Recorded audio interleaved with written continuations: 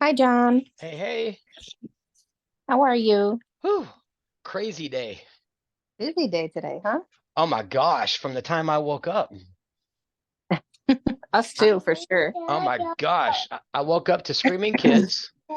Mhm. Um, they've been not so well behaved today.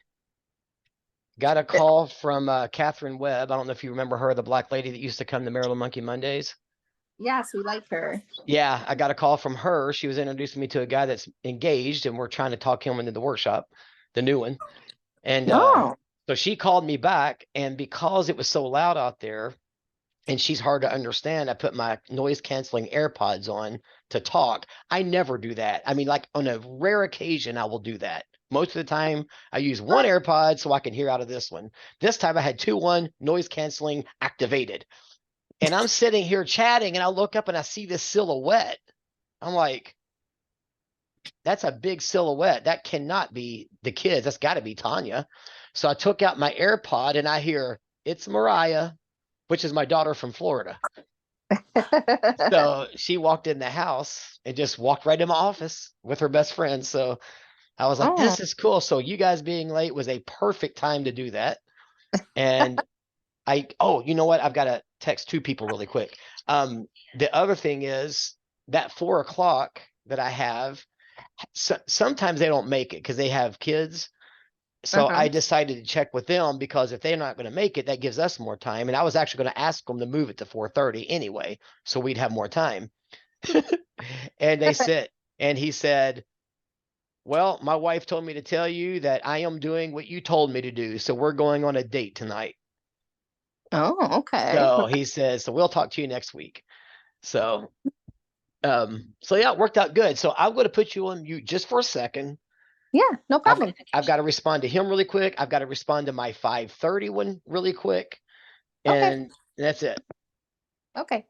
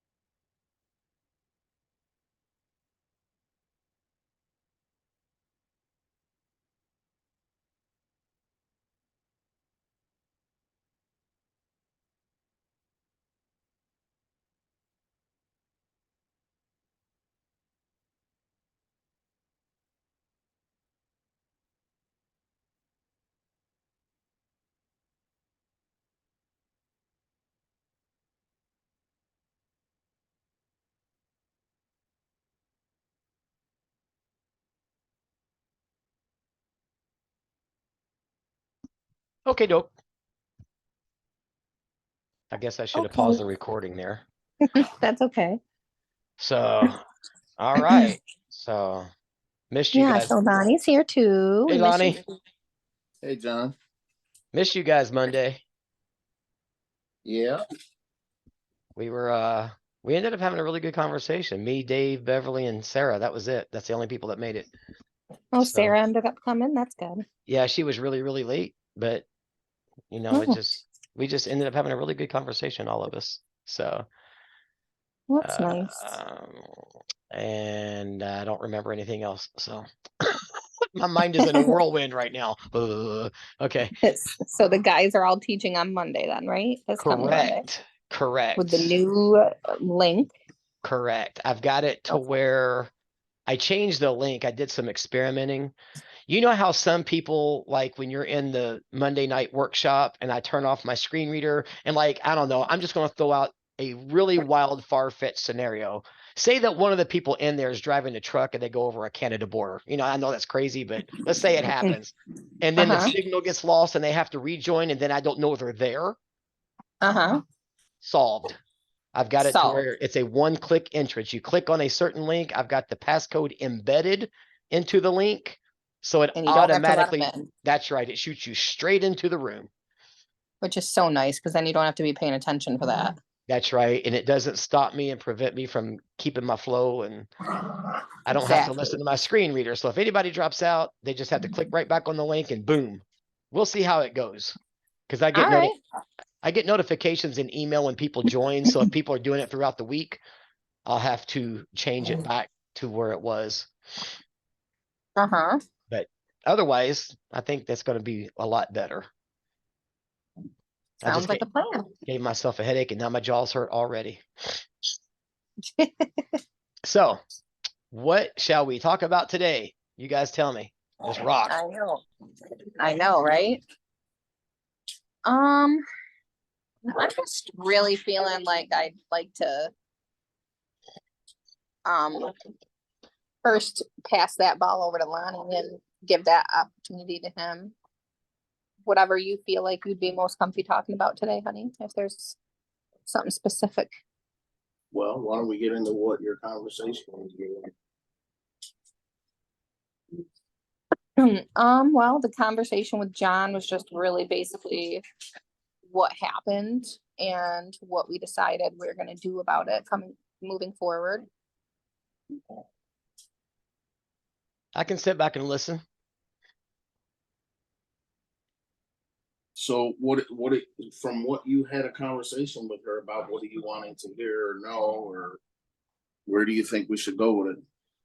Well, let me ask you this first then. Where are we now? Because what I understand, there was a conversation that happened earlier this week. I guess it was Monday night, maybe. Yep. And I don't know if Tanya knows anything more. I think maybe a little bit more, and Tanya shares with me stuff, but the first time she shared anything with me, I was half asleep. It was like 10:30.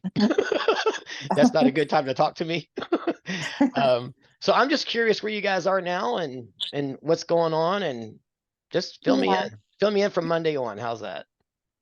Sounds like a plan. So our plan currently is that we agree that it would be best for Lonnie to move up into Bobby's apartment. And originally, the way the house was laid out a long time ago, 2006 to be exact, it was a big, like, master suite up there that was still connected to the rest of the house.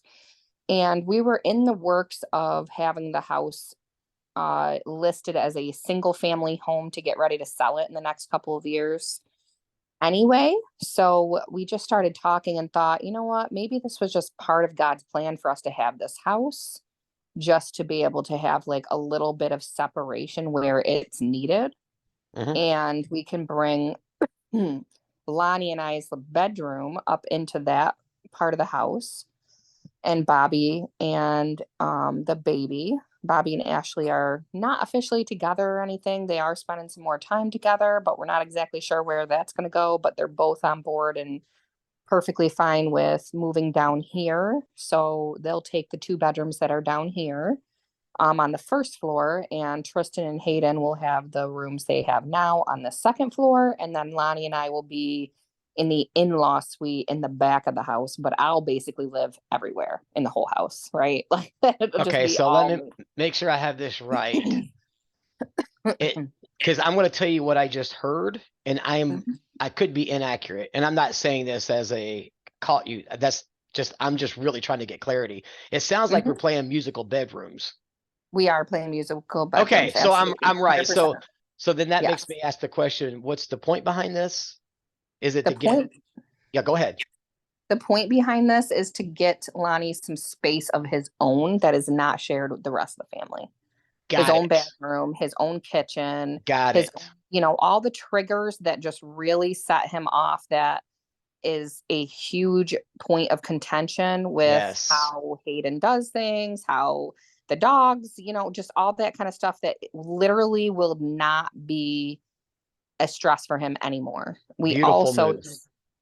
yeah, we also decided that with that said, that will be Lonnie's space up there. Obviously, it'll be my space too, Good. but it will not be the kid's space. He's going to have his own separate, just key and entrance to that. Without them, it'll just be his space. And if he wants to come down here and we all play a family game, or we watch a movie, or we hang out with my brother, whatever we do down here, he always has the option to kind of, if he's overstimulated or he's just had enough, he can go to his own space, like a big Okay. man cave, essentially, Okay. just kind of his. And then with Hayden, no discipline interaction at all anymore. Completely Okay. off the table. He's just going to literally leave it up to me. And he's been wanting to do that for years on and off anyway. It's just always kind of been a choice for him. Like, you know what? I'm not going to be involved anymore. Now it is literally part of our agreement moving forward in our marriage. Like, Okay. it's just set in stone, a line in the sand. Well, That's it. So let me stop you there really quick. That's a tricky situation right now. Temporarily, I definitely think that's a great move, what you guys are doing. My question to you, Jamie, is how are you going to handle Hayden then? However, I see fit Okay. with his counselors, with his, whatever I feel is the best move as his main parental guardian. Lonnie is completely on board with that. And he also feels that, like, obviously, James, you can lean on me if there's something that's bothering you or whatever. I just don't want to be part of the decision making anymore. And I want to get back to just the basics of I am Uncle Lonnie, and that's it. No, that's it.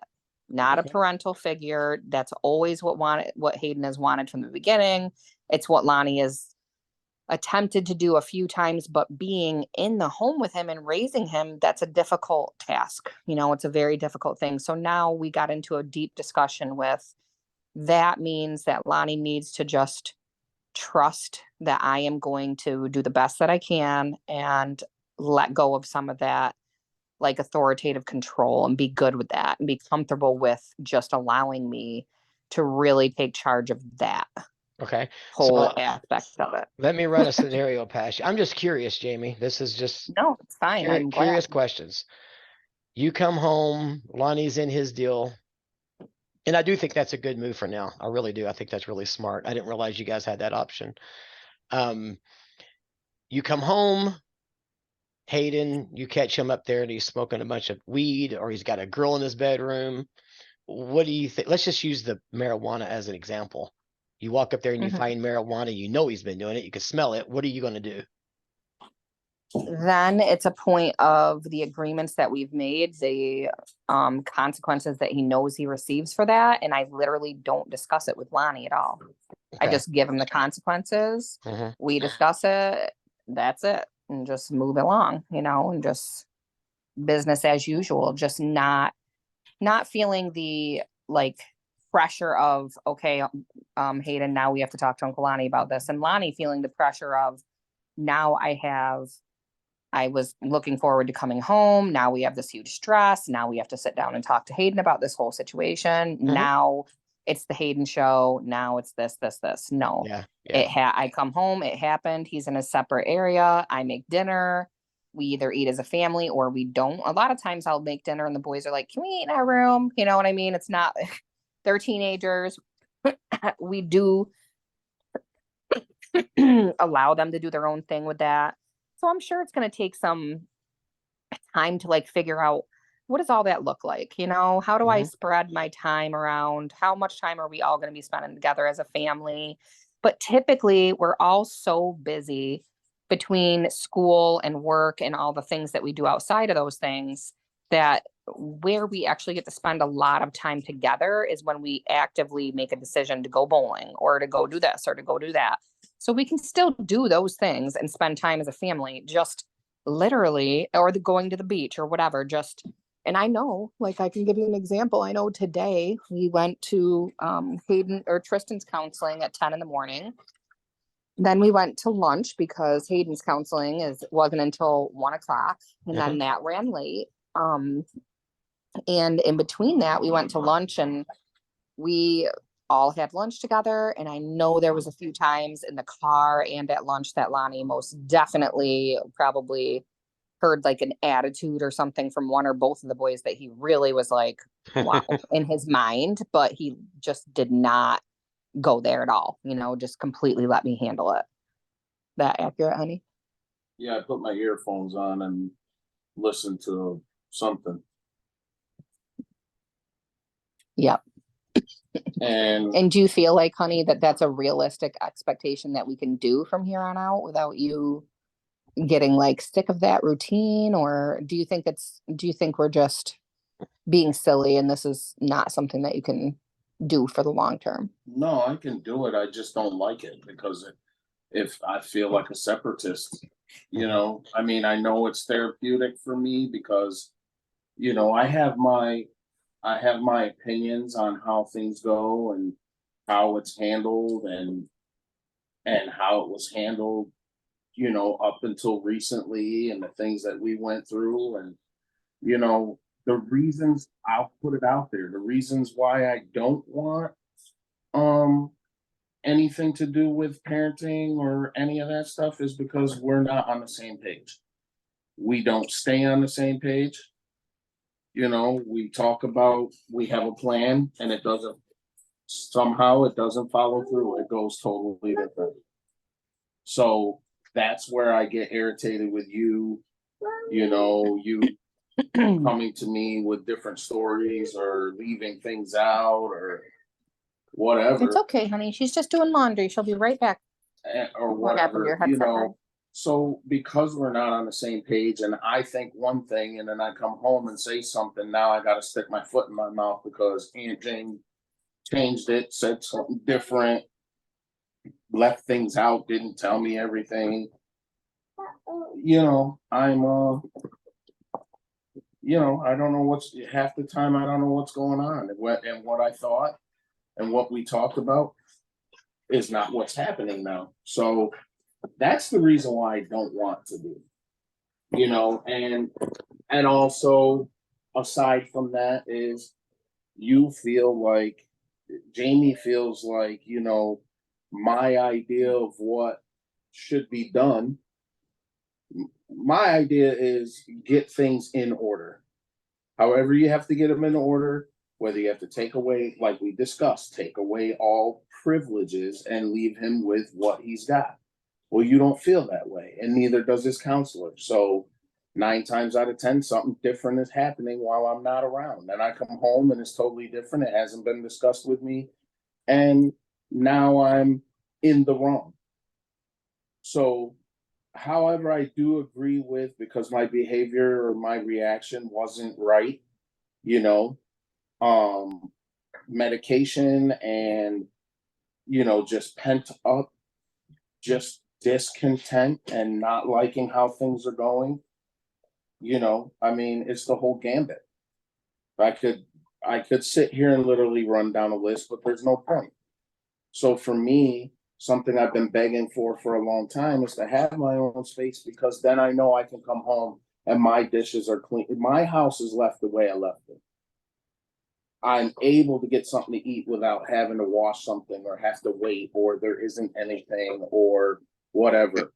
There isn't selfishness and disrespect and uncleanliness and everything else that we can call it triggers for me, or we could just call it it's not right. Whichever. But no matter how you look at it, me having anything to do with it or say about it or ask or request or punish or teach or anything, it's not accepted. So it's best for me to be by myself because I'm not a person that typically lives by myself like this. I don't, and to save myself from being upset, even though that's where I'm going, I'm still going to find a way to either, whether it's with John and Tanya or seek outside help or whatever with how I handle situations or react to situations that just don't seem to want to work with me. That's what I'm going to do in conjunction with living by myself. But I really feel like it's going to be a separatist situation, and that's exactly what Hayden especially wants. You know, like today, I all the way down to his counseling, sat down there for hours because the counselor wanted to see me. Hayden decided, I know you explained to me afterwards that he just felt like there was no point, but Hayden has never wanted me in a counseling situation because he doesn't, when they start asking questions and ask, you know, about him specifically and what he does and how he doesn't listen and he's disrespect, he doesn't want me telling people that. He doesn't want that being discussed by me because he's able to discuss it by himself, tell what he wants to tell and how he wants to tell it. And that's it, you know. He's always been that way. He doesn't want me involved in anything because I'm not so lenient to the point where he's going to get away with it. And, you know, I know that's a touchy situation between Jamie and I, but that's the truth. You know, there are several reasons beyond what they want for me to move upstairs and be by myself and have nothing to do with what the kids do or how Jamie does certain things. I want it to for my own reasons. And that's because I don't feel like I really don't think that Jamie and I could parent together. I really don't. You know, I love my wife. I don't want a divorce, but Jamie does certain things that are not as a team. She does it herself the way she wants to do it, even if we discuss what is good for both of us or what we both think. Jamie's still going to do what she wants to do. And then in the long run, you know, she's upset with me because I'm not happy with what's going on. And then she comes out and says, well, I decided, or, you know, I had a talk with Hayden and I decided to give him his stuff back or give him his phone back or do this or do that or whatever. And I'm like, well, I didn't know that. And I don't think that it's the best time for him to do that. And I don't think that, you know, it makes sense that now he has a new girlfriend. She lives in Solvay over an hour away, you know, and the things that we discussed, even with John, on how we should do things, you're doing it completely different. And either lie to me or leave it out or, you know, don't make that connection. Hayden does what he wants to do. And then now that's now official. He's now got a girlfriend that lives in Solvay. And now we got to make plans every day to go that far to go pick him up. So yeah, I guess having my own place and get used to being up there. If Jamie's going to be spending time with the kids instead, and we're not spending time together, I guess that's just what it is. Things aren't done in the light of having a family and what makes sense for all.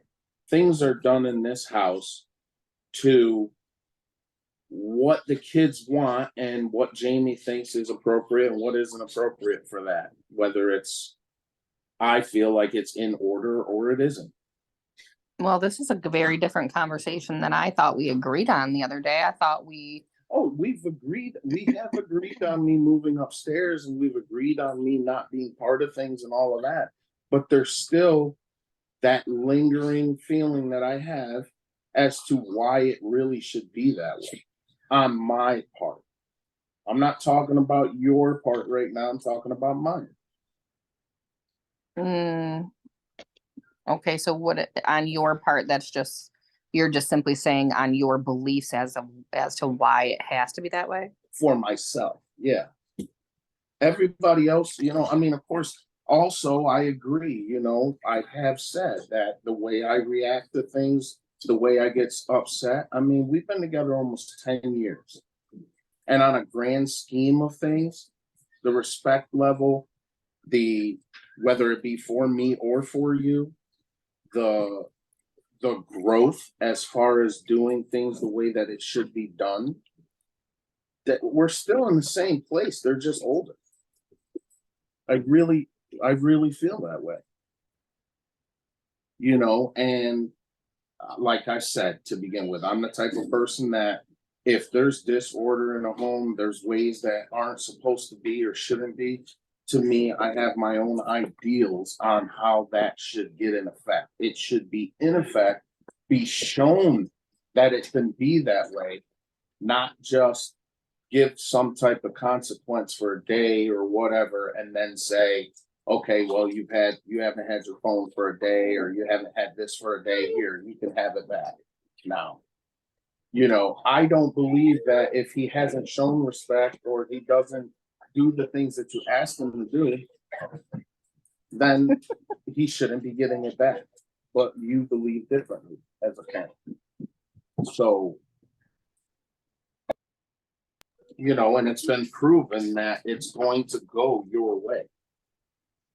You know, and I really feel like the way things have happened, it shows that Hayden does not have to have respect for me or care about what I say. You know, he literally knows that you're the authoritative figure and what he can ask you for, even if it's not the right time or he shouldn't be getting it or whatever, he's going to get his way. I mean, right down to we just got home a little bit ago. Every reason you gave him why going over there tonight isn't good, he kept asking over and over and over and over in every single way. And if his mother would have said she was going to pick him up soon enough, you would have taken him over. I already told him no today. Well, I know you told him no several times, but then you guys kept rehashing it to the point where it was almost like he was going until we got too far. And you were like, I really don't feel like driving all the way over there tonight. Mm-hmm. This is my only day off. But if things would have lined up just right after you told him no 4, 5, 6 times, if things would have lined up according to history, I can't really going to happen today because it didn't. So therefore, you know, no matter what I say now, it doesn't matter. But if things would have lined up right and if mother would have responded in time, you would have done it anyway after you already said no. And that's what I'm talking about is I'm the type of person that once you say no and you give your reasons why, to me, between a parent and a child, no means no. I know they're going to ask, but several times. No, bud, this, and this, but Aunt Jane, this and this and that, and that and that and this and this and that. And then he asks again, and then next thing you know, he's doing it anyway. I constantly have times where I said, so he went over there anyway? Yep. I thought you told him no. Yeah, well, you know, this or that. It boils down to the fact that you are a lot more lenient parent than I am. We've already discussed the roles of a nurturing mother and a disciplinary father and everything else. We've already been down all that road. Mm-hmm. And I think prevail, or the kids prevail more often than the adults give the opportunity for them to learn. Not right now. No, these are the reasons why, et cetera, et cetera. Well, I think that, you know, you're entitled to that opinion, and I understand that. And I understand the way that you feel about that. To go back on a couple of things that you said and just to comment, I actually think we would have been great parents together personally. I think that our child would have been a different child. You know, first of all, Hayden is not, you know, my biological son nor yours, and is very different than you or I are. And the combination of a child that we probably would have created together would have been a lot more of a different type of kid. And we can't be sure on that. And you've never had your own child. So it's just a lot of assuming that we wouldn't. We just don't know that. Well, however, I agree with there are different types of children. That doesn't mean that there needs to be different type of parenting when it comes down to a child not respecting boundaries, not respecting a child that doesn't have any type of history or mental issues or any type of deficiencies in their thought process. I don't know how to say it without trampling on someone's feelings about what they have and what they don't have. But I don't think parents, I think that's the time when if a child doesn't show you responsibility and they continue to do the things that they do, like have sex in your home when you ask them not to, do drugs when you ask them not to, smoke when you ask them not to, especially in your home. You know, I told Hayden flat out, I can't be around you 24/7. Here are the dangers of smoking. Here are the dangers of buying weed from people. Here are the dangers of smoking weed. Here's the psychological effects that it can have. I can't control your every move when you're not here, but I wish that you would not do it in my home, and I don't want it done. You know, I don't think that a child with different types of mental thought processes should be parented differently in those issues. Well, neither do I. I do not condone to it at all either. And I've never allowed it to happen. So I don't see where that Right, is I a, didn't say you allow it to happen, okay, but well, here's the it's a issue, non-issue then, once honey. it is an issue still, because once we find out that he did or has, these are some of the things that I say that you need to show me responsibility before you start having these particular friends that bring weed over here and smoke with you for them to come over anymore. Your girlfriend can't be in your room. You can't, I don't want this going on and that going on. I don't want kids here when there's no adult here. All these things that I have said, these are the things that you will go back on. These are the things that you will do. And to me, I feel like this is my home just as much as it is your home. I agree with that. And Whether I never I'm allowed their him to have parent his girlfriend in his room. Cody and the other kids that have smoked weed with him have not been back over here yet. Right. And but I've the whole- told even after it was up to me. But the whole thing is this, prior to me getting upset about the issue when they do come over anyway, or me getting upset because they still do anyway, or had, even though I said not to, and I'm at work and I come home and they're here and I have anything to say, this is where you and I have a problem. This is why I say us as co-parenters does not work. And this whole thing about having Co-parenting. two different types of children has nothing to do with. We've never once had an argument about Tristan and parenting Tristan is my point. I'm certainly Never. not talking about Tristan. I know that, right? Because he's a different type of child. It has never been a problem for us. But what if Never. it became an issue? Teenagers are teenagers. Once they be, just because Tristan is the way he is now, doesn't mean that one day we're not going to come home and he's like, oh, well, I And he decided will to try react. weed. Yeah, and he will react differently to his consequences. He is a kid who never runs from them.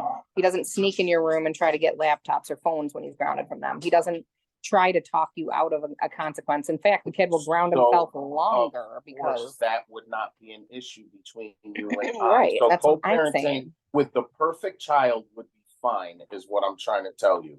But if we had a child, we can't say that we would have a child that was as good as Tristan is. well, that's And true. And I then guess we it really both have doesn't to matter parent because that's together. And if not we, gonna happen. So right, and if we're parenting together, then if I say specifically this, because this eliminates the possibility of it happening, or so much so that they know what the boundaries are.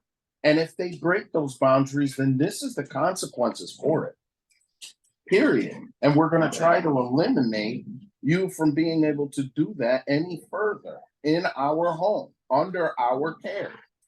And if you choose to say that you feel like, no, we can't do that because of this, this, and this, and whatever, that's where I'm saying we do not see eye to eye.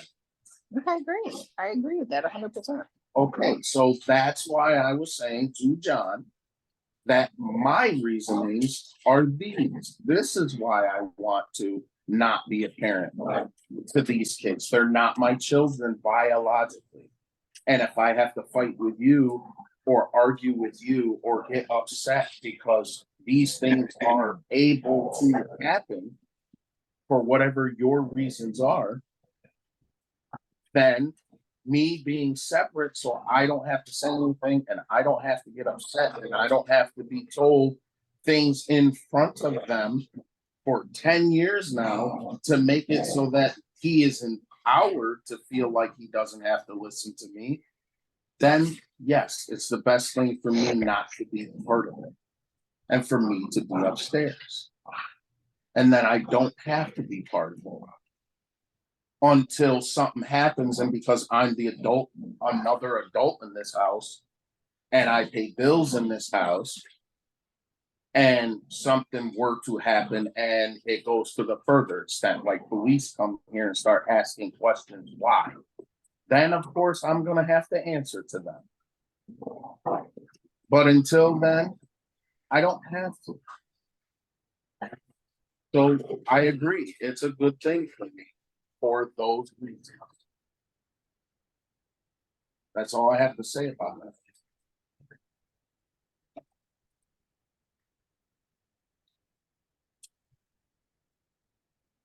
Sorry, John, we happen to have two dogs that want to play tug of war right now. Oh, that's okay. Sounds like there's two sets of tug of wars going on right now. Yeah. I mean, with what I just said, does not mean that I don't feel ashamed and I don't feel sorry and I don't feel, I do feel those ways. I do feel like, I got very upset. I discovered a lot of things about me this weekend that I did not know. Like what? That when I get to that point, when I'm that angry, there are certain things that I forget or I don't remember saying at all. And I still have yet, I didn't listen to the video recording thing, but Jamie basically told me that I told you in our conversation that Jamie basically neglects the children, doesn't feed them, doesn't do this, doesn't do that. And I don't think I said that. My recollection was there are a lot of times Jamie goes without cooking half the time. She doesn't stick to a routine. What I said was that you said that the house has pretty much been trashed since the day we got married. And I meant that. And Our you said house the other day that you stays- didn't mean that. You said the other day you No, didn't that's- remember saying that's that. not- You said you didn't remember saying that there was zero food in the house at all. I recall saying at times there is zero things to eat in this house. I did say, but I didn't say it in the way that you said it the other day. I know I did. And I haven't listened to it yet, but the way you relate it to me, and I wasn't mad that day when we were having a conversation. I heard every word you said.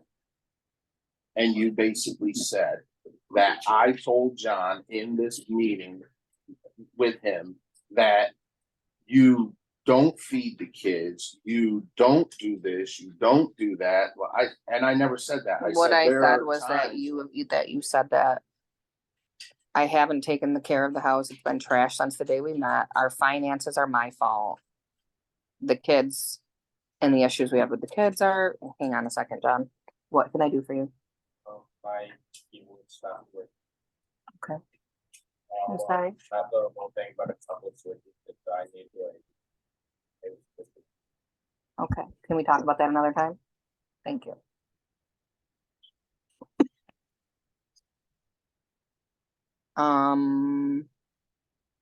So anywho, Hang on 1 second, guys. no problem.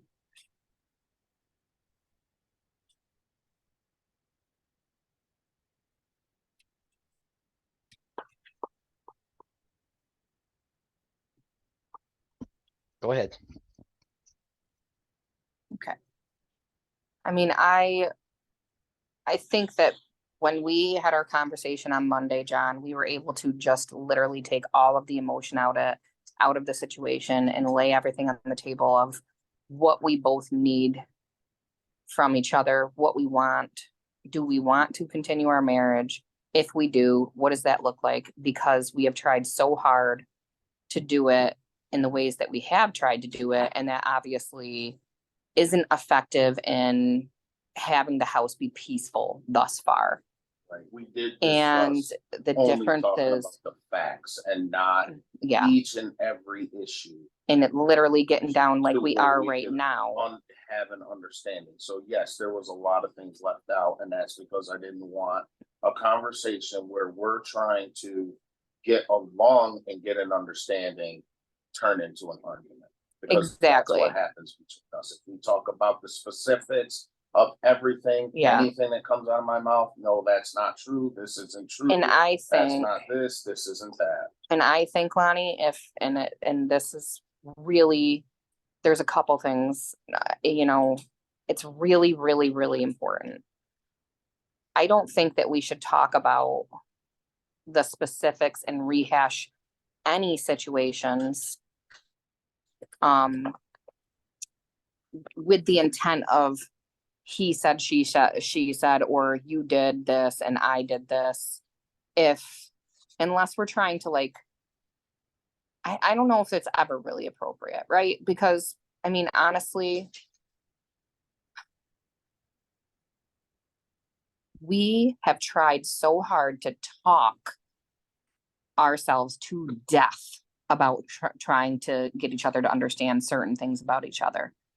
And it's never worked.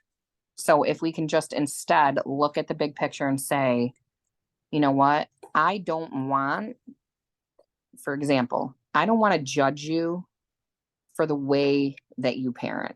And I don't want you to judge me for the way that I parent. There's a million different ways to parent. There is a million different consequences you could give a kid that will end up in resulting in the same situation after the fact. There is no wrong or right way as long as you are being consistent and you're actually doing something about the problem. And with being consistent, I don't necessarily just mean like, oh, I know I told him 2 days ago that he wasn't going to have this. I'm talking about being there for them, emotionally consistent, all that kind of stuff too, you know, because to me, I don't want to be their friend, but I do want them to know that they can be here and they can talk to me about anything and that is important. And if they feel like they can't talk to you, you're doing something wrong. If they can't come to you and talk to you, then there is a problem. That's how I feel as a parent. Yeah, So I think typically in that scenario, Jamie, it's harder for kids to talk to the dad. And that even goes with me. but I don't need to be punished for that. I don't need to be No, told I that I am was, a mom who's just way too lenient. oh, You no, know what I no, mean? I was not That they going can there at only all. talk.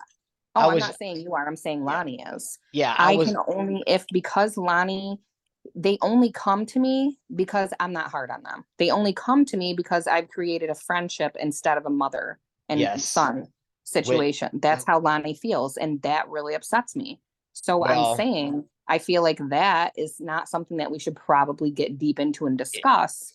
And so, my shortcomings with that, because it's something that I feel strongly about. so basically what I am responding with is kind of, you know me, I don't try to take sides, but it really validates what you say, because most kids have a harder time going to their dad. If I had a dad whose dad was killed when my dad was 2 years old. So my dad never knew his dad. He ended up in a home with a step parent who was abusive, and he darn near had to fight him every weekend to protect his mom. My dad had to quit high school in 9th grade to support the family. My dad didn't mow the grass, he swept the dirt. That's the upbringing my dad had. Knowing that, my dad did everything he could do to be the best dad he could possibly be. Now, I'm saying this for a reason. He said things to me that really hurt. He also did things for me that just did wonders for me. He didn't do it perfect, but that's how I ended up parenting my own kids, watching the things my parents did, copying what was great, getting rid of what was wrong that hurt me or devastated me. Like when I played a basketball game, I might put up 20 points, but if I didn't do something just perfect, my dad might not even talk to me for an hour because I didn't have the best game. I swore I would never do that to my kid. But my dad was a great dad. Exactly. You know why he was a great dad? He gave it all he had. And I know that. I saw my dad get robbed in 1989 of $250,000. My dad built a very successful business, hired a quote unquote Christian manager that robbed him. Next thing I know, and nobody's told me this, my parents left me out of it. All I did was followed along with whatever they did because they were worth following. As a teenager, I didn't know what was going on. It wasn't until my adult years I started putting two and two together and finally figured out what all that happened was back in the 80s and why it happened. This guy stole $250,000 from my dad. He lost his business. We lost our apartment. We lost our van. We had nothing. We didn't know it. And you know what? One of the greatest times of my life. Why? Why would that make that part of my life one of the greatest? Because I saw my dad scrounge up money, come up with $150 to buy an old auto parts box van that had no seats except the passenger and driver. My sister and I had to sit in those aluminum folding chairs. We had to stop by drive-thrus and get cups of ice to pour our cheap Coca-Cola from Save-A-Lot in there so we could have something to drink, staying in hotels every night because we had no home, seeing my dad taking his extra inventory that he had left over from the store, stopping at Minute Marts and convenience stores across the state of Kentucky just to have enough money to feed his family and get us a hotel and a place to stay that night. That's what I experienced for the summer of 1987. And I didn't know why we did that. I just put two and two together later. We had no air conditioning in that van. We roasted. We had the time of our lives. I learned then what being a father is. I learned then what being a mom is, even though I'm not one, because neither one of them told us anything going on. My mom stood by my dad's side the entire way. And that is the model of marriage I had. Were they perfect? No. With all of that being said, I have a problem. I'm going to my mama. It's just the nature of things. It's much harder for a kid, for some reason, to approach their dad. Because I think my theory on it is mom is nurturing. Dads are authoritarians. Dads are tougher. Moms are gentler. Who are you going to go talk to if you have a problem? Somebody that's gruff and authoritarian or somebody who's gentle and nurturing? Give me the latter every single time. Yeah. You know what? So- I'm going to acknowledge too that obviously, John, there are times that I have totally, Lonnie, disrespected your authority and allowed them to do things. We've talked about this over the past almost year now, how I've been trying not to do that. And we know that some of that also has to do with my own childhood trauma, just wanting them to be happy, not wanting to be too much. And now that we're getting, very deep into the realities of, just even what's happened in the last week, I know for a fact that I have definitely overcompensated for situations because yes, I ma'am. didn't think what we were doing was necessarily the correct thing. And while it's not okay and not an excuse, Lonnie, it is just what happened, right? It's just our reality. Let me I jump want in, to. Jamie. Oh, sorry. Go No, ahead. no, you go finish what you were saying. I've was got just something gonna I want to bring up. Okay. I just want to, apologize for getting a little upset with this conversation so far, Lonnie, because, you and I have been talking a lot and getting along extremely well, maybe better than ever in the past few days. And now getting on the phone with John, it just seemed to have been taking like an immediate, it's not me that is the problem, turn. And I know that you Wait, also. you think that I'm saying that I'm not the problem at all or part of the problem? I didn't say part of it or not at all. It just didn't seem like, it just didn't feel like someone who is, genuinely Remorseful? realize. Yes, exactly. It seemed more like someone who is doing what you say we do all the time, which is making excuses for your No, actions. I didn't. And I know did you not do it. said that wasn't the case. You even Anything said it out I loud. was answering a question. What I do know. I feel about moving upstairs? I know What that. is my And thoughts on I it? apologize. Like I was Okay, going to but say. I'm not in any way dismissing, and I said that with the own words out of my own mouth. But I'm it's not the not focus though. dismissing, but do you want that to be the focus for me to answer a question as to why I think I should move upstairs? Can I jump in really quick? Yeah, absolutely. Now, Lonnie, I'm going to tell you what I heard you say, and I think, and here's where I'm going to be mediator more than I am anything else. Now, Jamie, you tell me if I'm inaccurate. I am literally trying to help Lonnie understand where you're coming from, because I get to sit on the outside and listen to both of you without my emotions being involved in the actual conversation. Now, I do want to say something about emotions. My heart's breaking right now, but I know what's up, and I will explain that later. Lonnie, I think what Jamie is saying, because the question was posed, how do you feel about it? Mhm. You did explain how you felt about it, but in doing that, you had a lot of, but she, multiple times, 2, 3 times. I don't know. I didn't count them. Which really wasn't a necessity to actually answer the question. Does that make sense? Jamie, am I right? Is that why you feel like that? Yes, it is. Okay. Oh. Lonnie, do you understand that? Yep.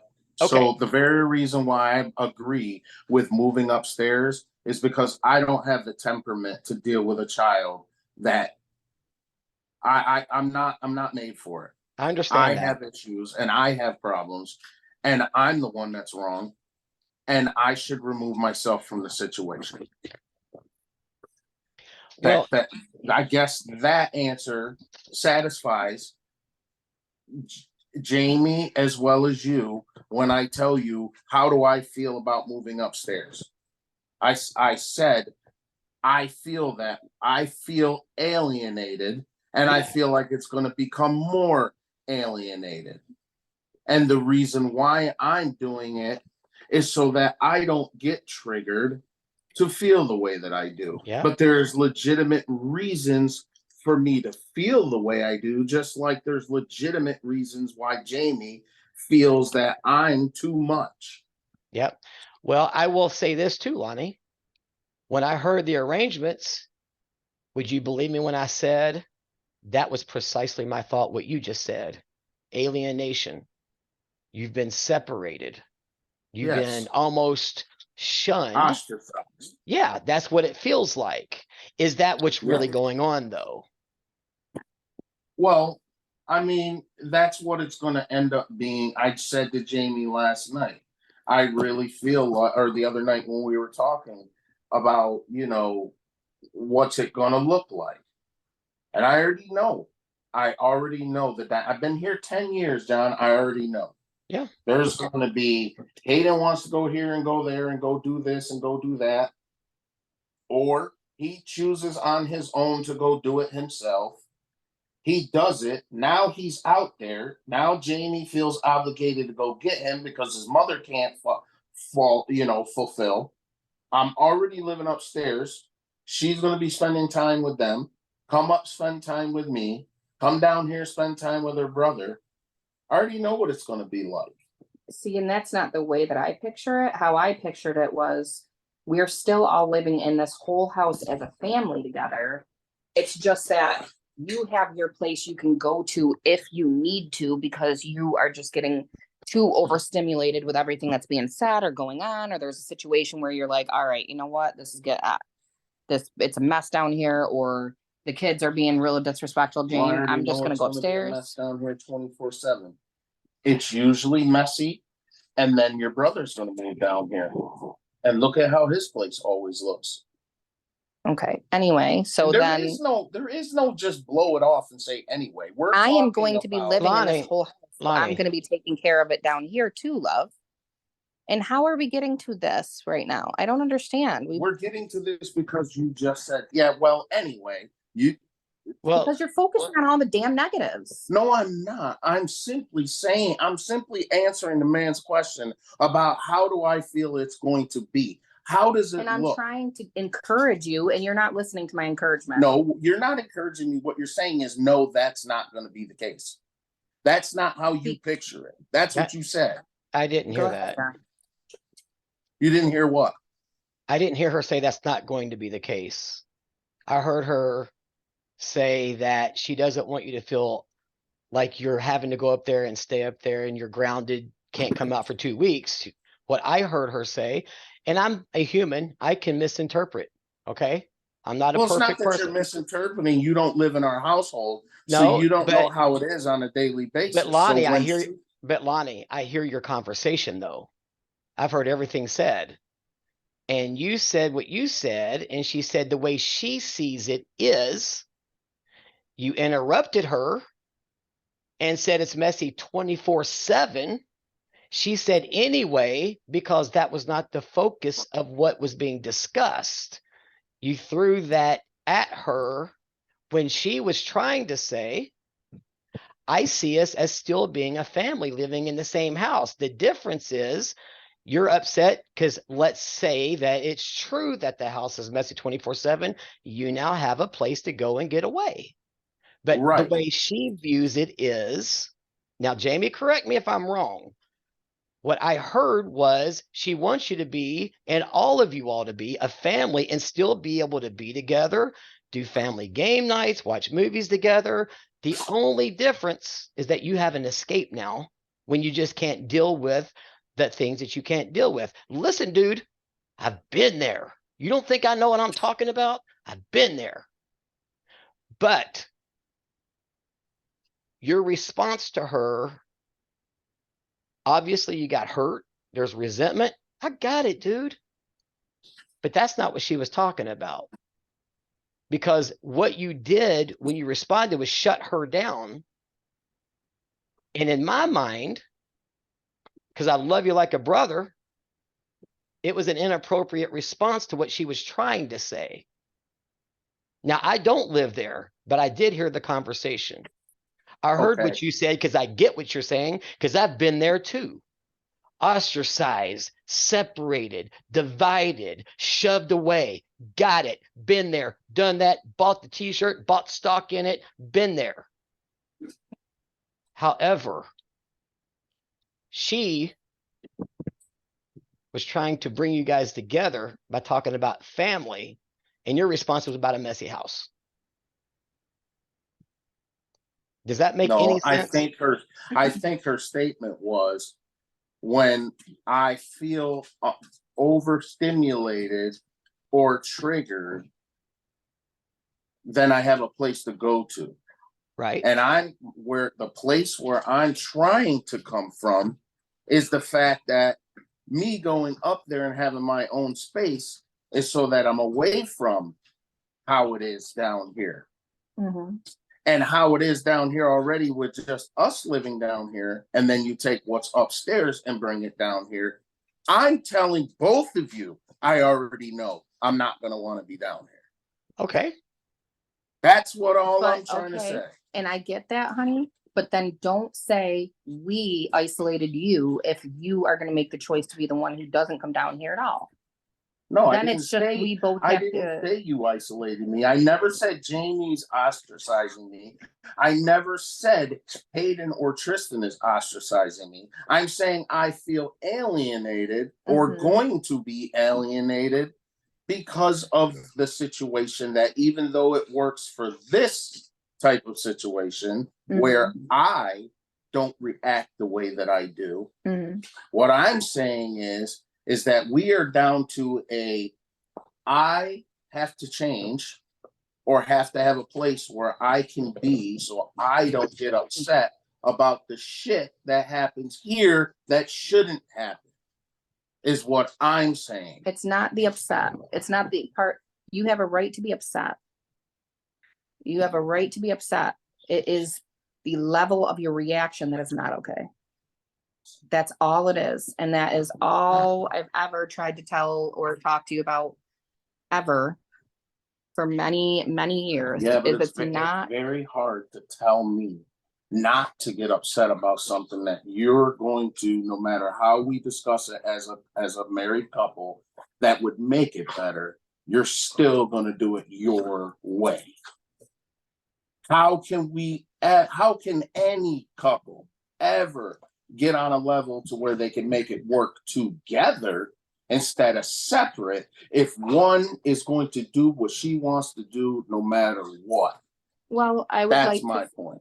Okay, and I hear you, and that's why we've been going to counseling and why I've been working on that and why I have been getting better. And before the incident this week, we did have a lot of great weeks where we had so many good times. We were going to write a testimony about it because we were doing so much better, right? And we've had a few instances where that wasn't the case, a few instances where I made mistakes, right? It Right. doesn't define everything that is our relationship. It No, doesn't it's not, it- but it's sure when it's been like that for so long. And then we try to work together and you go the opposite way and lie to me, or you change the whole scenario and leave a whole bunch of stuff out. And when I have something to say and Hayden is in the wrong and you defend him on the very thing that we already had tracks laid down to, and further make him feel empowered to not listen to me, and I try to talk to you about that, and you get defensive and get mad at me. I didn't change a damn thing. I You want to did. jump in again. I want to tell you something about both of you. Coming from a place of love. Jamie hit the nail on the head earlier. And Lonnie, you're kind of in the same boat. She said it perfectly. And here's where you both have to learn grace. I don't want to No, show Lonnie grace. doesn't think so. Well, then Lonnie's got to take that up with Jesus, because Lonnie has been shown way more grace than he can ever show. Jamie has been shown way more grace than she can ever show. Any of us who thinks we have the right to not extend grace and mercy, God is not happy with that. Don't believe me? Go check it out. His mercies are new every morning. His compassions are new every morning, daily. How many times do I have to forgive, Jesus? 7 times a day? No, 70 times 7. In other words, hyperbole, meaning you just forgive and move forward and work on what needs to be corrected. So that's a place where I will absolutely get caught on fire. You don't want to show grace because you've been done so wrong? My response would be, how dare you? How dare you, either one of you, think that you shouldn't have to extend grace anymore? Read the parable about the master who forgave his servant of the amount he couldn't pay back. John, who said anything about not giving grace? Nobody did. I simply said I tried to have a conversation with her, and she literally will out-talk me and tell me how I'm not right, I'm wrong. Okay. What I'm saying isn't this, that's not that. No, we didn't say I that. did. And then literally See, here say we to go. me, Here we go. Here we go, what? Here we go. I was saying, because Jamie said you don't feel. Jamie said this. I'm responding to Yeah, Jamie's comment, That's what I not was gonna yours. say. I said And I that said, you don't if feel that's the grace case, always. yes. And I was responding to her saying, you don't always feel grace should be extended. I said, if, key word, if anybody, and I include Jamie, did I not? Yeah. If anybody doesn't think they should extend grace, I would respond with, how dare you? I never said you said it. I never said you did it. I'm responding to Jamie's comment. After all that we've been forgiven of, after all the grace we've been shown, go, both of you, tonight, read the parable of the master who forgave his servant of all of that money that he owed. And that same servant that got forgiven of all of that debt he owed to his master turned around and had his servant arrested because he couldn't pay the $20. That's exactly the parable that Jesus taught for this reason. He has forgiven us of so much more than we could ever pay. And we're ready to hang our spouse over a $20 debt. And you know what Jesus said about the person who acts like that? You evil and wicked servant. That's why I'm fired up for any of us to say we shouldn't. And I did not say you said that, Lonnie. Never said it. Didn't even imply it. I said, if either one of you has that attitude, spinning off of what Jamie said, how dare any of us think like that?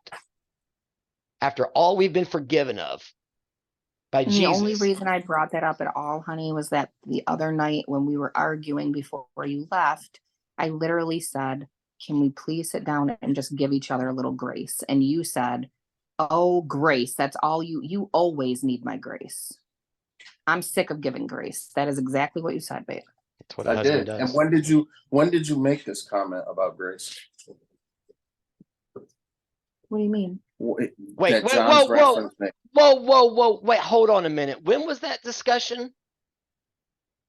What discussion about grace? Yes. The night that Lonnie left. I said, can we both give each other a little bit of grace and sit down and talk and stop and just think for a minute?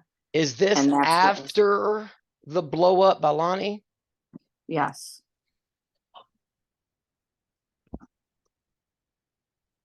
Okay, but the grace that John was referencing, you said, when are you talking about that she said that?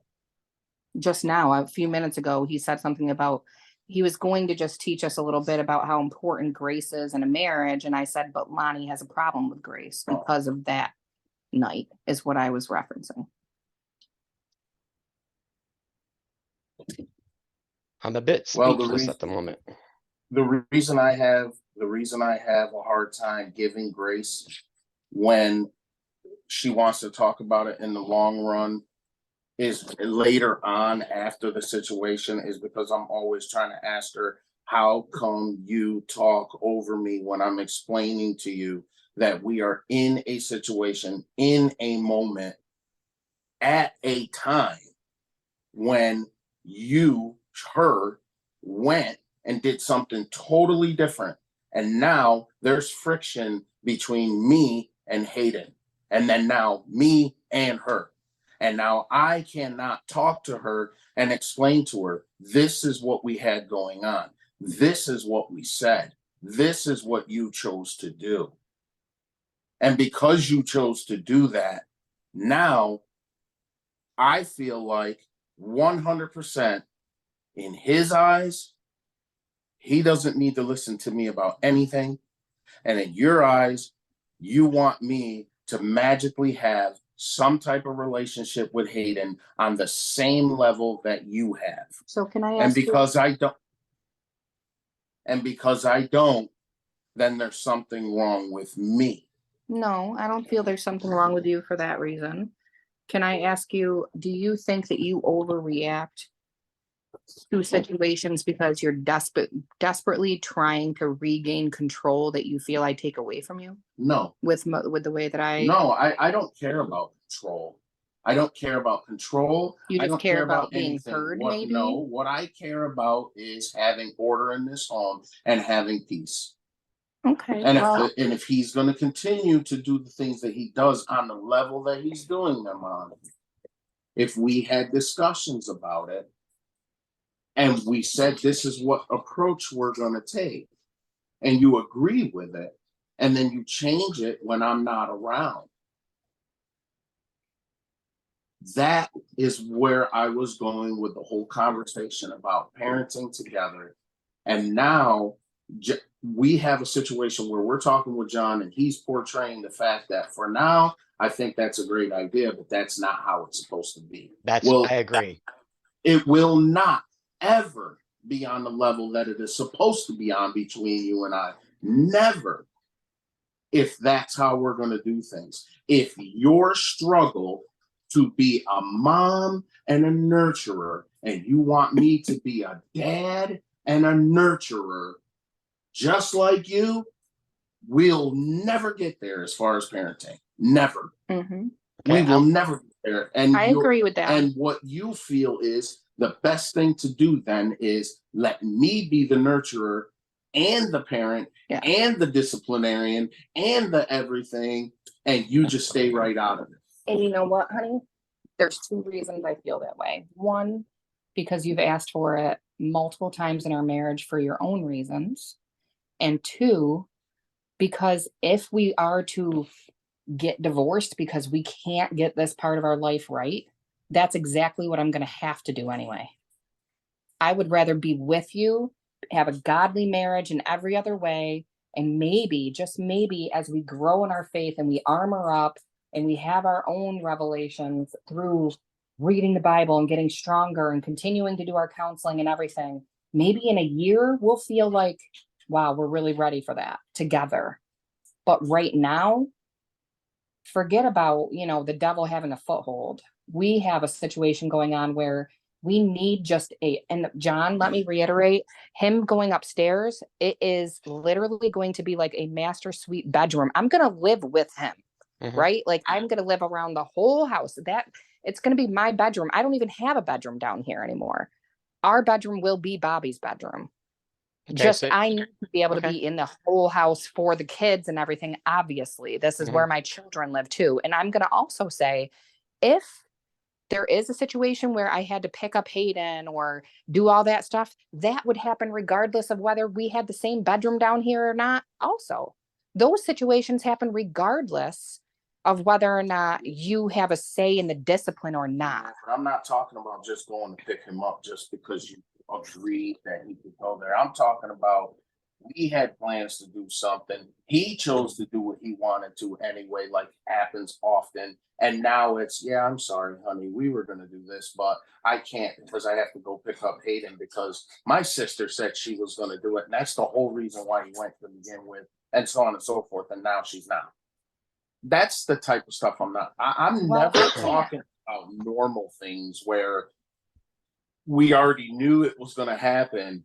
I'm talking about all the times that interfere with our life. Okay, well, That's the part you never understand about me. I understand kids are kids. I understand that they're going to want to do things. I understand all of that. What I don't understand is disorder where you constantly have to do things for other people constantly because it's unexpected because they're on their own page and did what the hell they wanted to do. Beyond what you told them, beyond what I told them. And guess what? The very next day or 2 days later, they'll be doing it again because you're.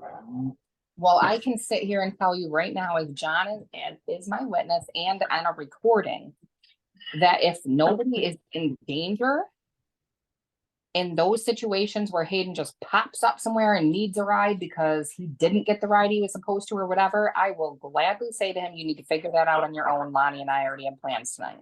You knew what to expect. You knew what you were supposed to do. Well, I'm trying. I am trying. I hope so. But that is a new one. Okay. Go ahead, John. My question is this to Lonnie. I just want a very simple, straight, quick answer. Have you seen any growth at all from Jamie over the past 8 months? I've seen some things that she has gone along with. And what we can conclude from that is she's at least trying. Because let me tell you something, Lonnie, you don't understand how your situation hits home. And I'm not going to tell you why. But it's like I'm sitting in a twilight zone almost. Because here's what Jamie's doing. She's already admitted it.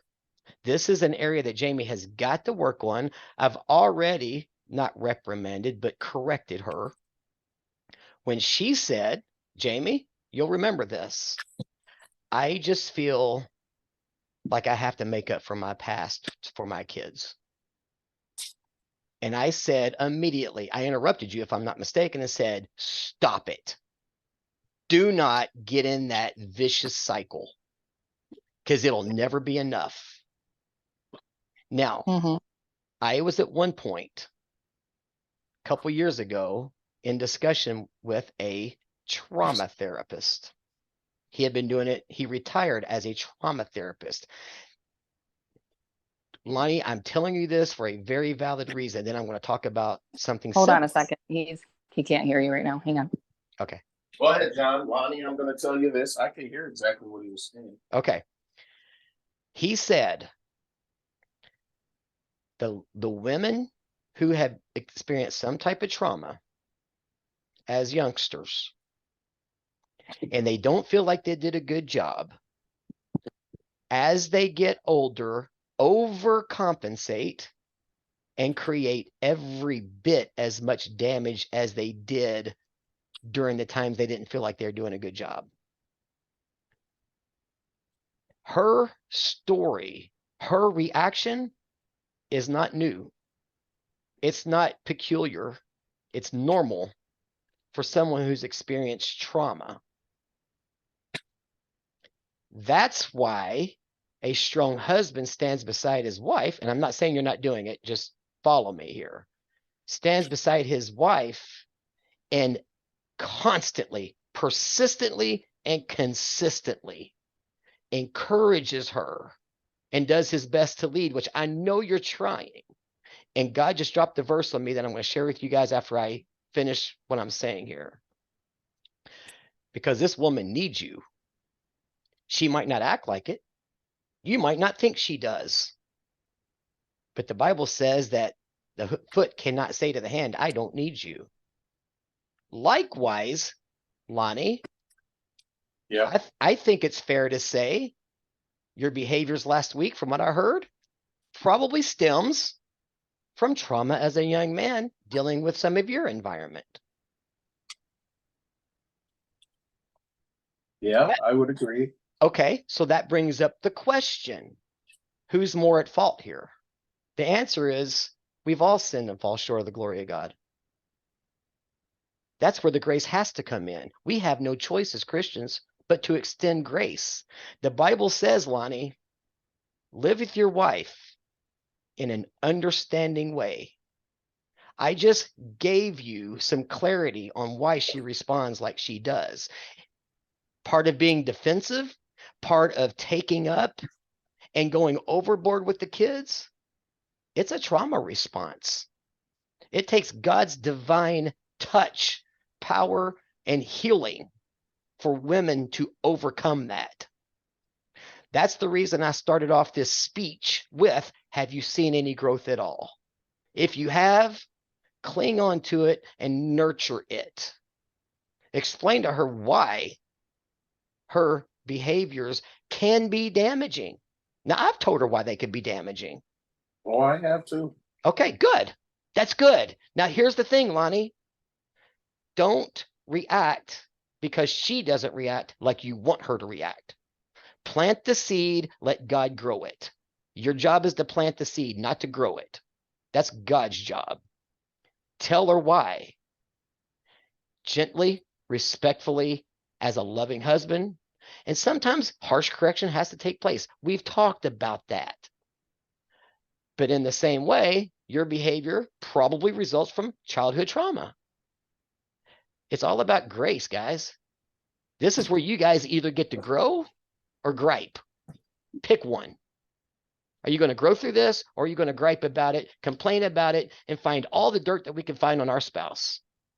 Or are we going to say, Jamie, speaking to Lonnie, listen, Lonnie, behavior is absolutely inappropriate, but I want to walk by your side and help you get through this to become better. From Lonnie's side, Jamie, I know what you've been through. I want to walk beside you to help you be stronger. That's what marriage is. That's what marriage is supposed to be, to grow each other. But that requires dropping the freaking pride, realizing that neither one of you is perfect. We all have our mistakes. We all are covered with dirt. But you'll see it in the book. When you see a car, because I know Lonnie's a car guy, you see your favorite car covered in mud, you don't see the mud. You see the beauty beneath. You guys have a tendency. Yeah, well, it damn sure don't look too beautiful when you're trying to talk, not in a mean way, not in a hateful way, and you're trying to explain something, and you've got your wife in your face, not hearing a damn word you're saying, and just telling you how every word coming out of your mouth is not true. So, It damn sure ain't beautiful then. I'm gonna tell you that right now. yes, it is.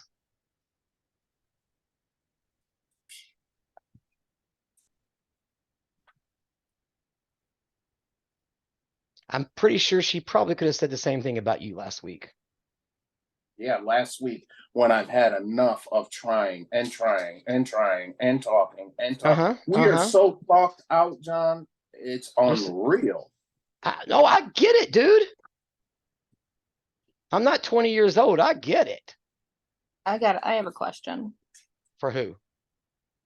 Lonnie. All right.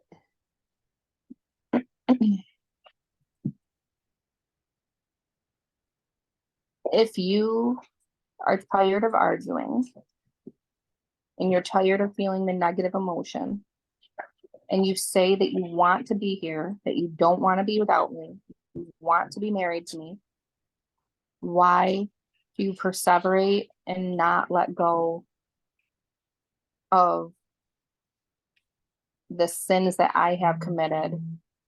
Why do you have so much trouble with Grace? I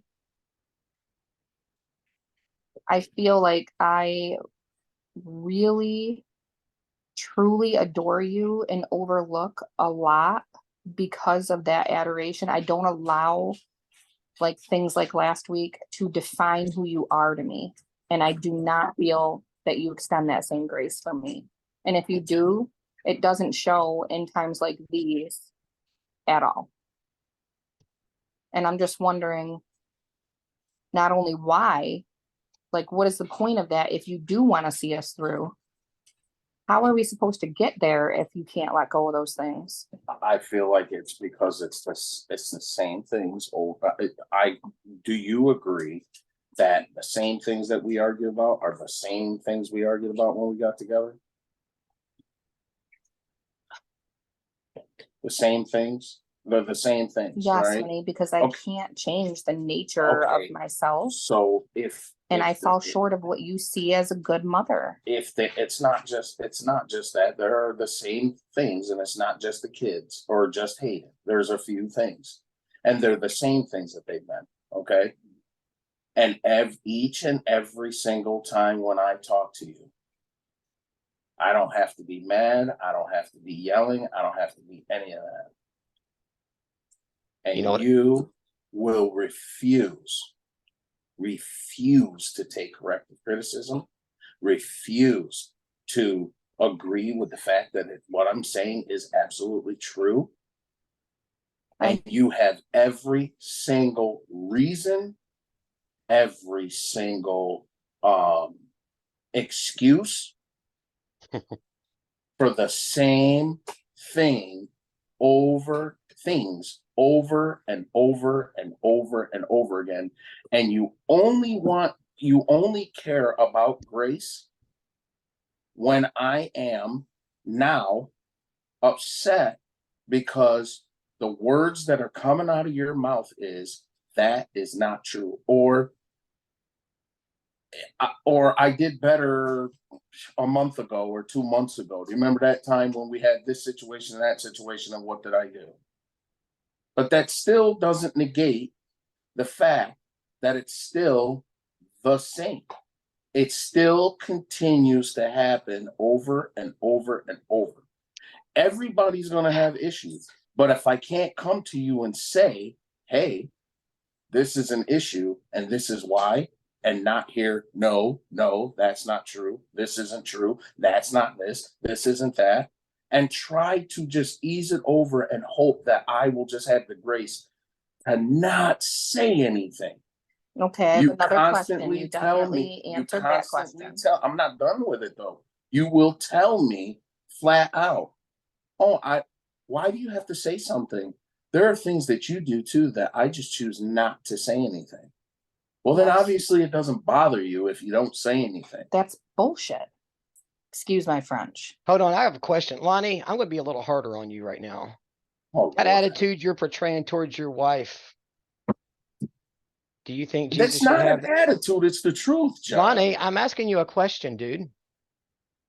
You know, maybe listen to the question I'm about to ask. That attitude, regardless if it's a sweet attitude, gentle, stern, hateful, whatever. Pick your adjective. Is that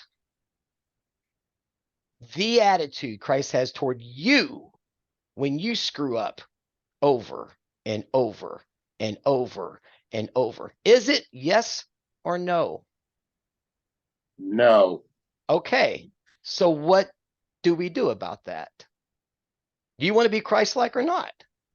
This is why I'm challenging you, brother. This is why I'm getting on you right now. Do you want to be Christ-like or not? Yes. Okay. Then your job as a husband is to imitate him. Love your wife as Christ. The word as means in the same way. Love your wife as Christ loved the church.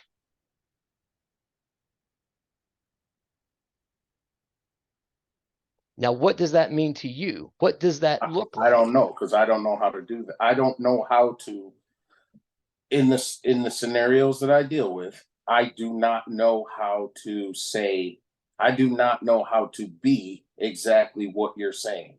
Okay. Cool. I appreciate that answer. One thing Jesus does is corrects us when we make a mistake. That's why he said, forgive 70 times 7. Now, add that up. That's 490 times in a 24-hour period. It's darn near impossible to do that. That means Jamie's going to have to make you mad and need your forgiveness about every 90 seconds. Great. So does that mean forgive to the point where you don't say anything and you No. don't try to make it any No. better, or you don't? No. Okay. No. So But what you're saying to her isn't what's the word? I don't feel.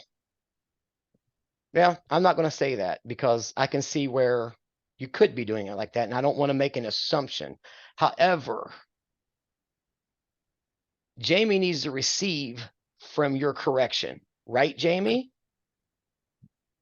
I need to receive what in his correction? You need to receive from him his correction.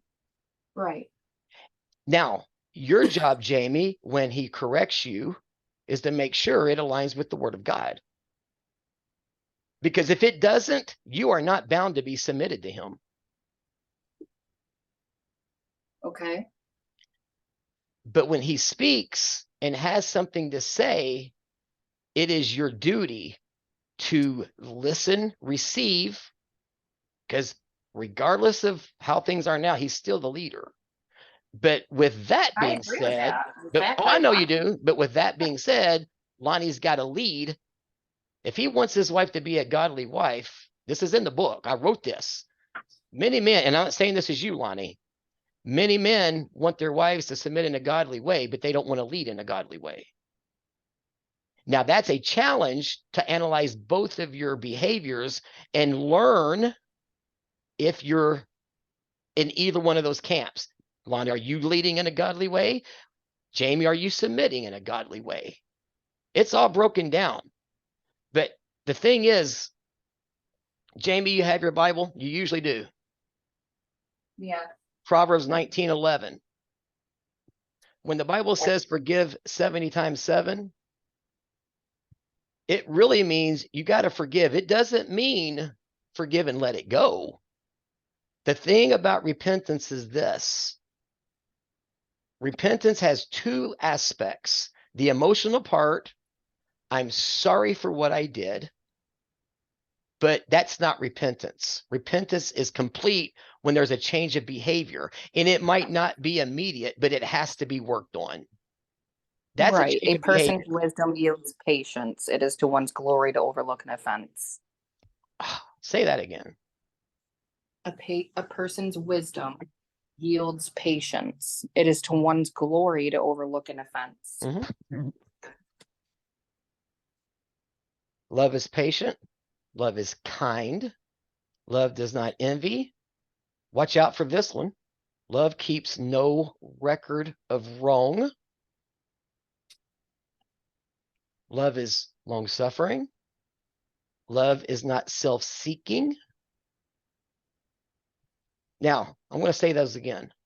I don't know all of them by heart. Analyze your behaviors, because I've heard a lot about the other.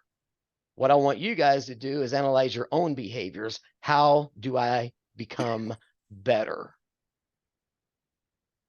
How do I grow from this scenario? How do I become a stronger Christian through this? How do I lean on God more through this? How do I become a more godly man and husband? How do I become a more godly wife? Now, let me run through those. Analyze it. Tell me if, not tell me, in your mind, 1 to 10, how good are you at this towards your spouse? Love is patient. In your mind, don't say it out loud. How patient are you with your spouse? Okay. That one's a pretty easy one. I think you've both been very patient with each other. I see that. I think. Now, this is me on the surface, right? I don't live there. I think somebody pointed that out one time. Love is long-suffering. Yeah. Love is not self-seeking. Love is kind. Love always trusts. Love keeps no record of wrong.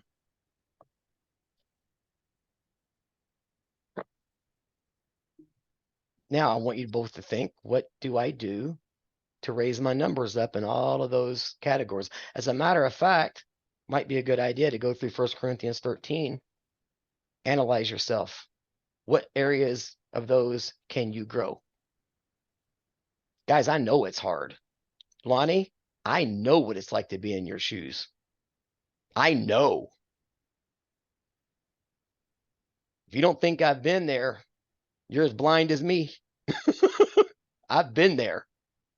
I get it. But that does not change God's word. Our feelings are irrelevant in how we are supposed to behave. Now, let me share something God shared with me a few years ago. As you guys know, Tanya and I have had our issues. This is a woman who's experienced trauma. This is a woman who does this thing called self-sabotaging. Because John's too good to be true, therefore I've got to screw it up before he does. I've got to hurt before I get hurt. That's a trauma response. Defensiveness, unwilling to listen. You know what God told me? I'm getting a little emotional. Hold on.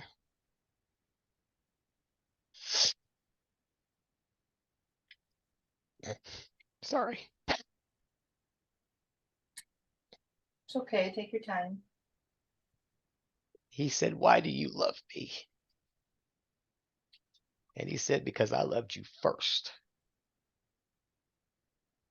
And that's what I want you to do with your wife. Love her first. God didn't wait for us to adore and love him before he loved us. And that was a powerful moment for me. Because that girl's never been loved before. She's been used and she's been abused. And has never been genuinely loved. And the only way that woman's going to know how to love me is if I love her first.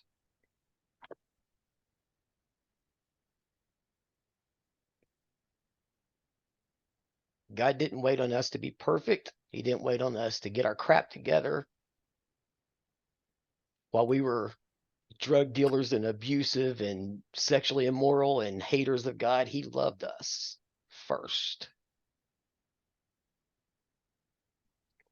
John, you can keep talking. It's just gonna be Lonnie for a sec. I'm just gonna use the bathroom really quick. I'll be right back. Okay. Didn't mean to get emotional, but that's a powerful moment for me.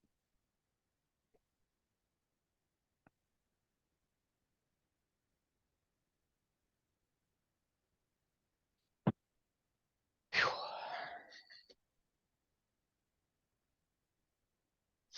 What you think, bud? You talking to me? Well, don't really want you taking your phone to the bathroom to Jamie. Well, I didn't know if one of your grand. I was trying to bring some humor to the moment. Yeah, I hear exactly what you're saying. I think if I was to be 100% honest, I think I've just in my lifetime heard way too much of my dad speak about what he feels about relationships and marriage, and you know, if you see it is wrong, I guess I've just been conditioned the whole time you were talking. I guess I've just been conditioned my whole life to feel like, I do what I do. I take care of things the way I take care of things and do it, and not thinking that I'm perfect, but um, you know, and I guess if I'm in a relationship, I don't care if it's a marriage, I don't care if it's a friendship, whatever kind it is. If it doesn't work through time and time again Mhm. until my patience wears thin, then I I don't know what to do at that point. Yeah. I'm literally like, infinite patience and infinite grace and infinite over the same stuff. I don't know how. Yeah. And the only thing I know is at that point, I feel like I've talked enough, I've said enough, I've done enough, I've tried enough, I've gotten upset enough, I've given grace enough, because I only know my own meter, Yeah. That's what I was. and one last thing, I just feel like when it's a communication thing between two people, if another person who's a grown adult or a child and you're giving it to them on a child's level don't get it, then I think I'm just the type of person to believe that that person will never get it. And so I can't say it in any other kind of way. Excuse my language. Fuck it. Okay, cool. Listen, that's a confirmation that the scripture God gave me 20 minutes ago is to be said tonight when Jamie gets back. She's back. Okay, two things. Let me see what time it is. I got another one at 5:30. Oh my goodness. Hold on just a minute. Let me text them and tell them I'll be right there.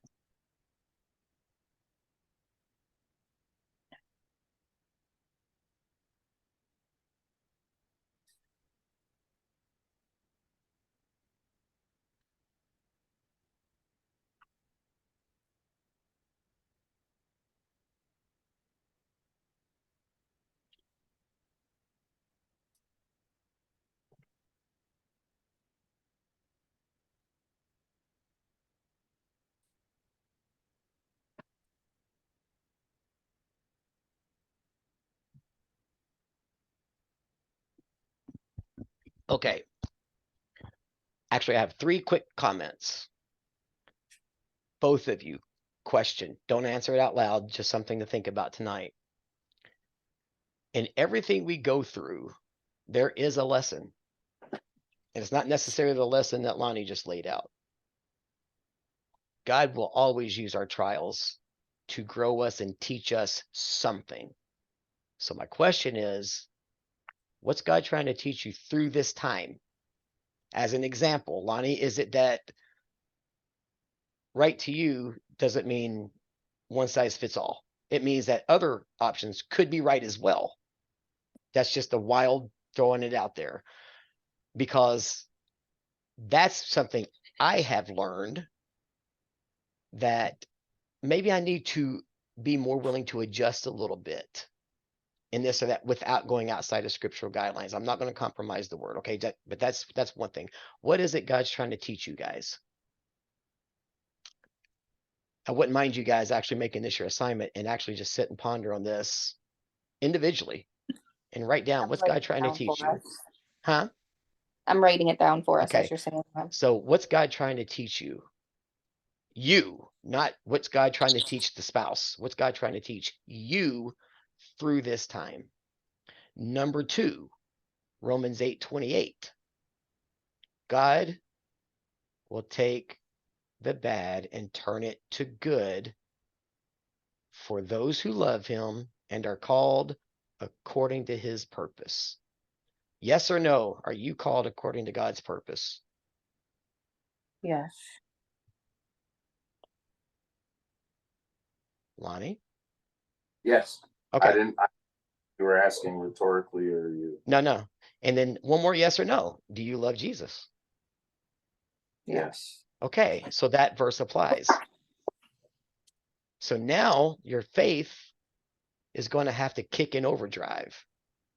Lord, I know what's going on right now is not of you, or is it? And you're going to take this and turn it for good. That's what the Bible says. And if it says it in the Bible, it's got to be true.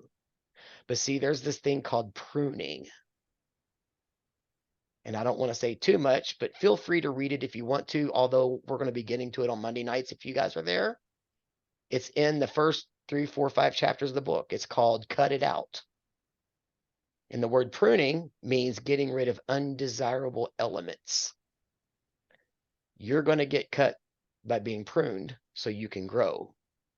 And this is what I told Tanya, and we both agreed. Last week may be God allowing Lonnie to expose things, because Lonnie said it. There were things about him he didn't know. Now he does. So now we can get rid of the undesirable elements so that he can produce good fruit. See, I'm of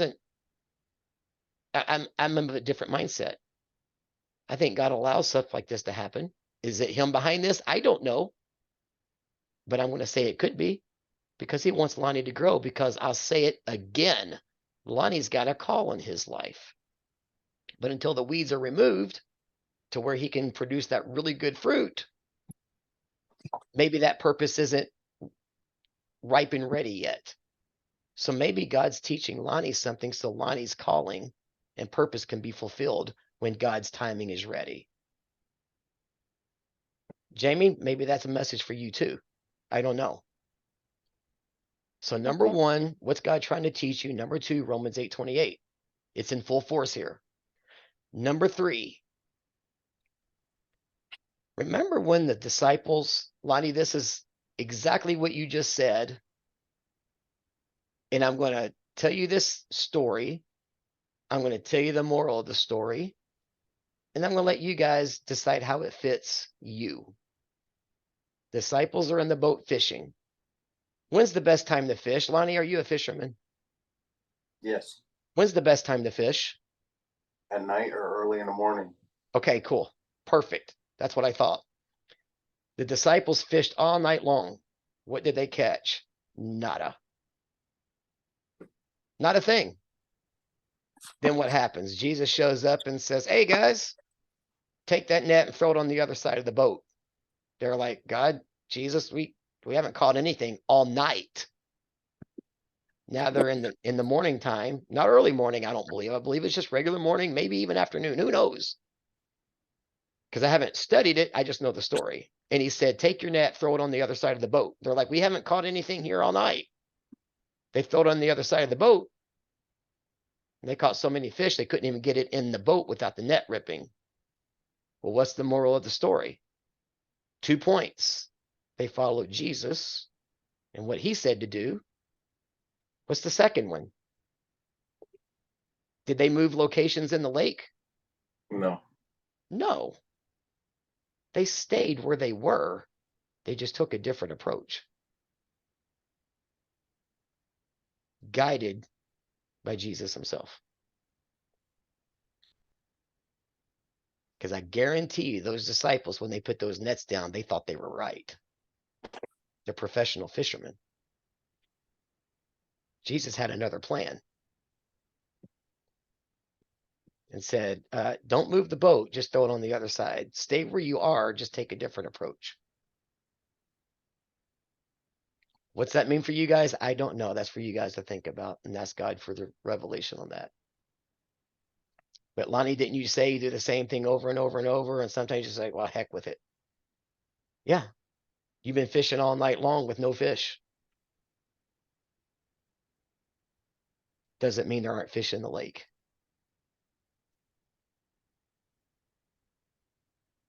Thank you. You know I love you guys, right? Yes. You We- know, And we do love you guys too. This is why it's hard to become friends with people and care about people when you're trying to help them.